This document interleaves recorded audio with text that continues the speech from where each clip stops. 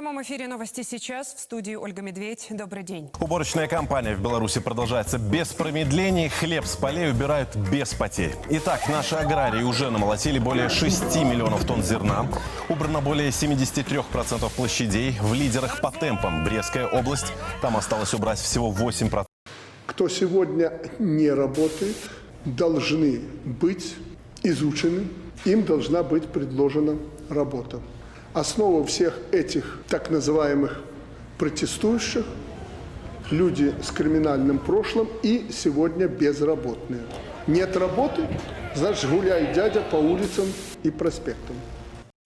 Школе сегодня отводится важная роль не только в повышении знаний, но и в воспитании детей. Государство создает для молодежи все необходимые условия для получения качественного образования и самореализации, чтобы они стали настоящими патриотами нашей страны и сами определяли свою судьбу и судьбу государства, отметил вице-премьер.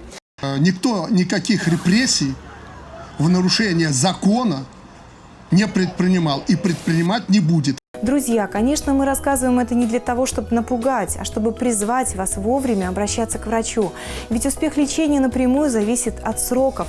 На белорусских НПЗ в Новополоцке и Мозыре реализуются самые масштабные инвестиционные программы.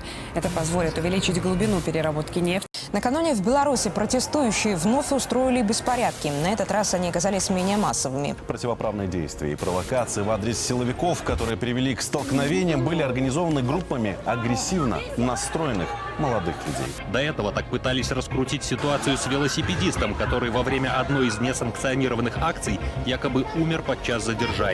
А на самом деле у парня случился приступ эпилепсии. Если судить по надоям, буренкам всего хватает. В сутки они дают 95 тонн молока. У каждой коровы есть свой номер. Техника его считывает и вносит индивидуальные данные по надою в систему. Наиважнейшими задачами, которые сейчас стоят перед органами власти, и в частности Советом Безопасности, это прежде всего является обеспечение безопасности наших граждан, защита конституционного строя. Ущерб от ночных беспорядков подсчитывают в столице. Толпы громили все на своем пути. Киоски, светофоры, дорожные знаки. Повредили более 100 мусорных контейнеров. Тротуарную плитку. Не пощадили общественный транспорт. На моих глазах, я простояла на балконе около часа, они спокойно объясняли довольно агрессивным и не сильно трезвым гражданам, как им, например, обойти площадь. Центральная площадь в городе, ее нужно обходить. Или где ближайший банкомат.